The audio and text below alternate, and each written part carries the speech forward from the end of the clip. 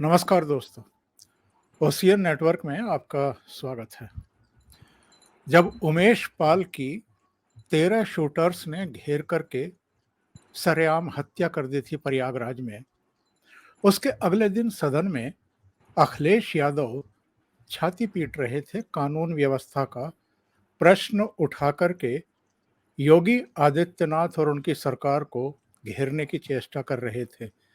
और आपको याद होगा योगी आदित्यनाथ ने तब क्या कहा था। उन्होंने कहा था कि हम इन माफियाओं को मिट्टी में मिला देंगे। मेरे साथ बहुत ही खास मेहमान जुड़ रहे हैं, सुमित पीर साहब। तो उनको जोड़ लेते हैं और चर्चा को आगे बढ़ाते हैं। सुमित जी, नमस्ते।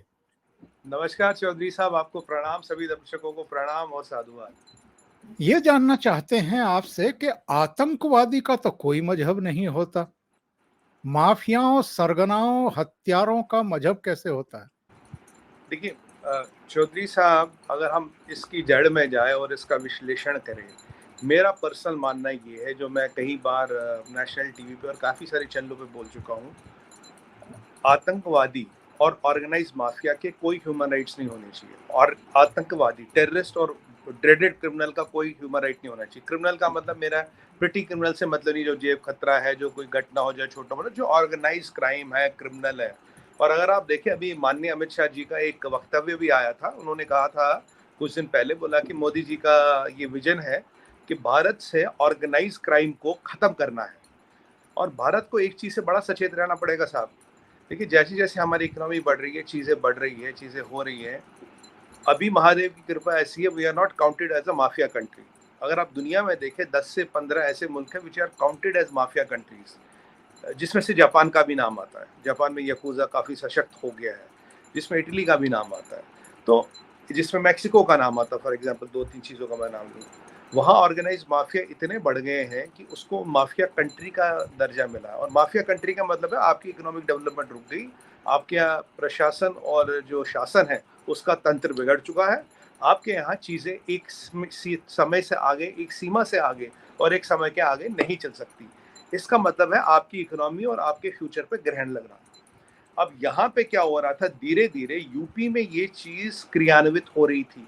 अब अतीक अहमद की बात करें, 3 बार एमएलए, 1 बार एमपी, किसने दिया टिकट? एक बार तो अतीक अहमद ने मुरली मनोहर जोशी जी को हराया था। प्रयागराज की बात करूं, पहले इलाहाबाद कहते थे। और 150 एफआईआर, कहीं हत्या के मुकदमे, कहीं अपहरण, कहीं एक्सटॉर्शन के मुकदमे। पर ये जो राजनीतिक संरक्षण मिलता था, माफिया ऑर्गेनाइज क्राइम बिना राजनीतिक संरक्षण से नहीं मिलता। अब होता क्या है, जैसे ये राजनीतिक संरक्षण मिलता है तो 4 चीजें आ जाती है साहब। पहला, मसल, मनी, पॉलिटिकल पैट्रनेज और लीगल हेल्प। ये चारों चीजों का कॉम्बिनेशन मिलता है, और ये चारों चीजों का कॉम्बिनेशन एक नेता के पास भी नहीं है।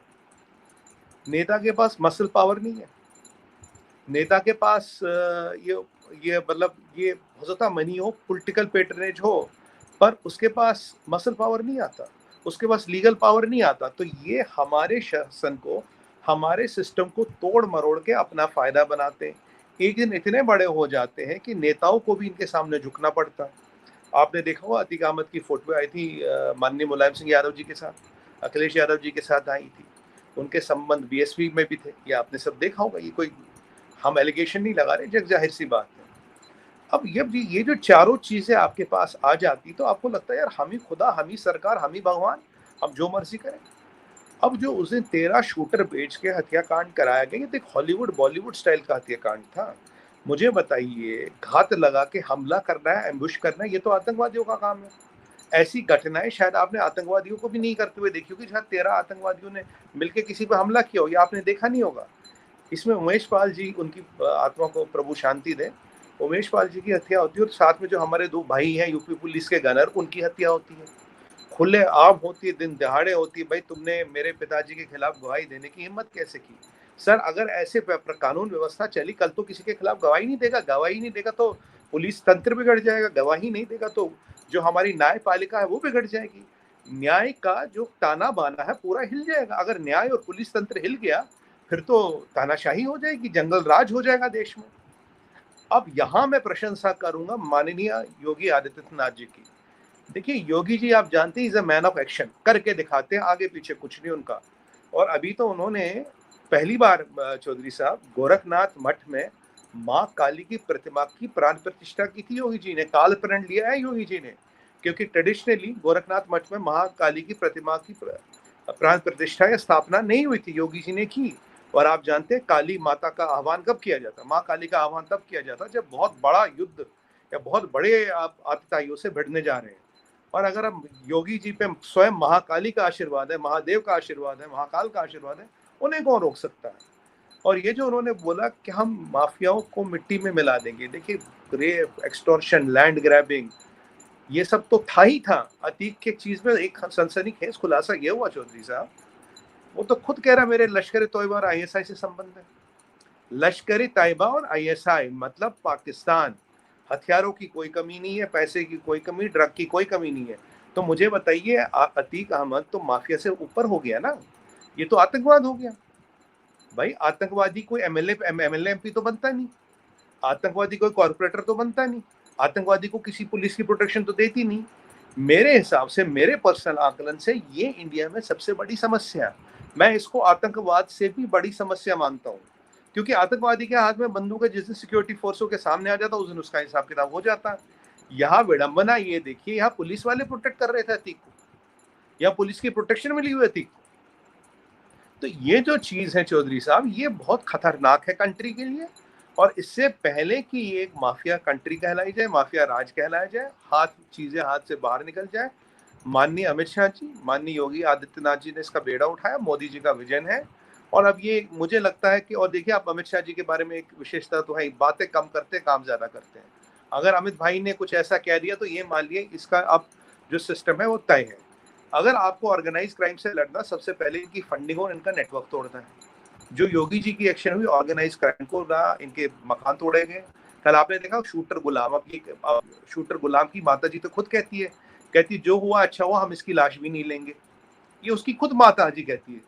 अब उनका घर टूटा तो उन्हें तकलीफ तो होगी, उनके आमदनी निकल गई, पूरा परिवार सड़क पे आ गया, इसके फाइनेंसर पकड़े गए, फाइनेंसरों का घर टूटा। यहाँ अमृतपाल में एक सिमिलैरिटी देखिए, अमृतपाल का फाइनेंसर जो गुड़गांव से पकड़ा गया चौधरी साहब, उसकी फोटो किसके साथ मिलती है?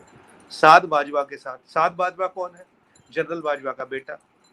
पैसे कहाँ से आए? दुबई से आए। दुबई में कंपनी किसकी है? साध बाजवा की है। ये सब ओपन मीडिया की बात है, इसका खुलासा ओपन मीडिया में हो चुका है।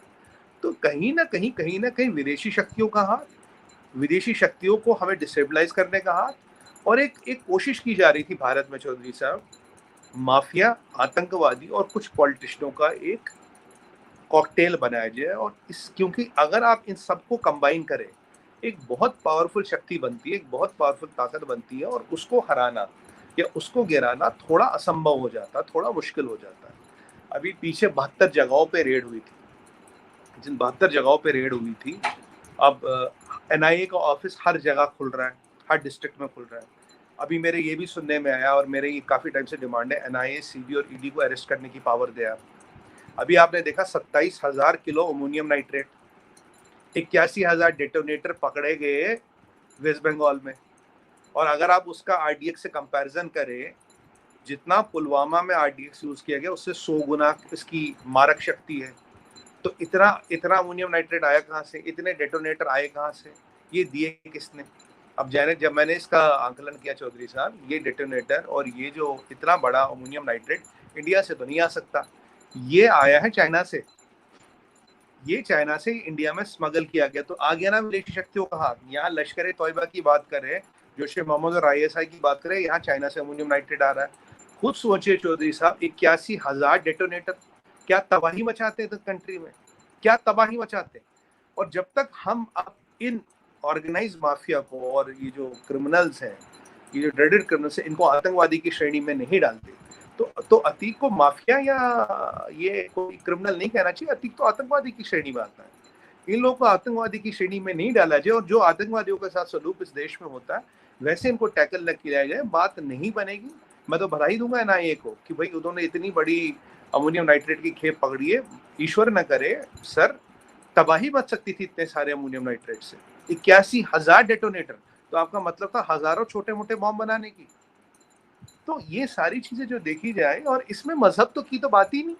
अभी अतीक के बेटे का एनकाउंटर हुआ और आज कल की बात है, एक सुबह कोई राणा नाम का बदमाश था, कोई राणा, उसका यूपी पुलिस ने एनकाउंटर किया।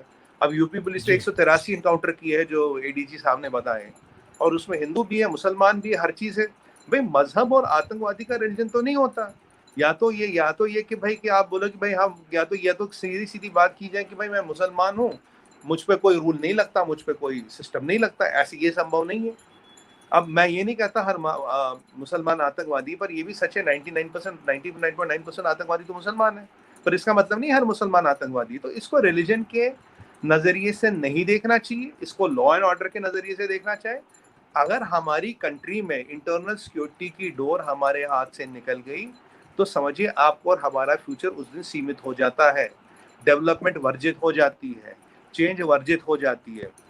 अभी इन दो चीजों को टैकल करना बहुत जरूरी है, और इसका मॉडल दिखाई योगी आदित्यनाथ जी ने, क्योंकि योगी जी का सीधा सा मानना है कॉस्ट और इम्प्लीकेशन। देखिए, अगर उनके घर तक इम्प्लीकेशन नहीं जाएगी, अगर उनको कॉस्ट नहीं देना पड़ेगा, अगर उनको तकलीफ नहीं होगी, वो रुकेंगे क्यों? वो क्यों रुकेंगे? जब घर रहता है, जब प्रॉपर्टी कन्फिस्केट होती है, जब आप बस जलाते हो तो आप मकान बेच के उसके पैसे भरते हो, तो अगली बार नहीं जलाओगे। और अगर इसमें पैसा और विदेशी शक्तियों का हाथ नहीं है सर, तो एक बात बताइए, ये जो कश्मीर में जब से हुर्रियत बंद हुई है, पत्थरबाजी बंद कैसे हो गई? अगर लोग जज्बाती होकर पत्थर फेंकते तो पत्थरों की कमी तो अब भी नहीं है साहब वहां पे। पत्थरबाजी कैसे बंद हो गई? 500 रुपए मिलने बंद हो गए, 500 रुपए मिलने बंद हो गए। अतीक के घर में और दफ्तर में असला मिलता है, विदेशी असला मिलता है, कैश मिलता है। अतीक के बेटे के हाथ में विदेशी पिस्टल पाई जाती है, गुलाम के हाथ में ब्रिटिश रिवॉल्वर पाई जाती है। ये आई कहाँ से? यहाँ तो आपको लाइसेंस मिलता नहीं विदेशी हथियारों को, विदेशी हथियार तो आप लाइसेंस पे भी नहीं रख सकते। तो ये चीजें आई कहाँ से? तो इसमें चौधरी साहब कहीं ना कहीं ये दर्शाता विदेशी शक्तियों का हाथ, विदेशी इंटेलिजेंस एजेंसियों का हाथ, और इनको एज माध्यम यूज किया जा रहा है भारत में अराजकता फैलाने के लिए, भारत के बढ़ते कदम रोकने के लिए, भारत में डेवलपमेंट रोकने के लिए, भारत में जो हमारा समाज है उसे तोड़ने की कहीं ना कहीं कोशिश की जा रही है। और ये नेक्सस है। और आज अखिलेश यादव जी जवाब देंगे कि उन्होंने इनको टिकट क्यों दिया था। और असद का इन्वॉल्वमेंट तो सीधा सीधा सीसीटीवी में दिखता है। और एक बात बताइए, यहाँ असद का एनकाउंटर हुआ तो हल्ला मच गया, तमाशा हो गया। ये जो हमारे यूपी पुलिस के 2 भाई मारे गए, क्यों? वो बेचारे यूपी पुलिस के सिपाही, वो ड्यूटी पहन के थे, वो खाकी वर्दी पहन के थे, वो देश का काम कर रहे थे, उनकी कोई वैल्यू नहीं है? या वो हिंदू है, उनकी कोई वैल्यू नहीं? मैं हिंदू मुसलमान नहीं लाना चाहता, पर ये वर्थ है बताना, क्या उनकी वैल्यू नहीं है कोई? कि उनकी मौत नहीं है? उमेश पाल की मौत नहीं है? आप बताइए, ये क्या विडंबना है सर? कब तक चलेगी ये हिपोक्रेसी? कब तक चलेगा ये नाटक? कब तक चलेगा दोगलापन? मुझे चिंता है मेरे देश की, मुझे चिंता है मेरे समाज की सुरक्षा की, और जो भी समाज की सुरक्षा और देश की सुरक्षा को हिलाने की कोशिश करेगा उसका अंजाम यही होगा। उसका धर्म, ईमान, मजहब कुछ भी हो सकता है, उसने ये खुद रास्ता चुना है साहब। हमने किसी को, सरकार ने, प्रशासन ने, शासन ने, योगी जी ने किसी को घर पे जाके कुछ नहीं कहा। अगर आप ये रास्ता चुनेंगे तो आपका हश्र और अंजाम यही होगा। ये योगी मॉडल मेरी मंशा है, मेरा मानना है पूरे देश में चलना चाहिए। अल्टीमेटली आपने जे एंड के में टेररिज्म कैसे कंट्रोल किया सर? बातचीत करके किया क्या?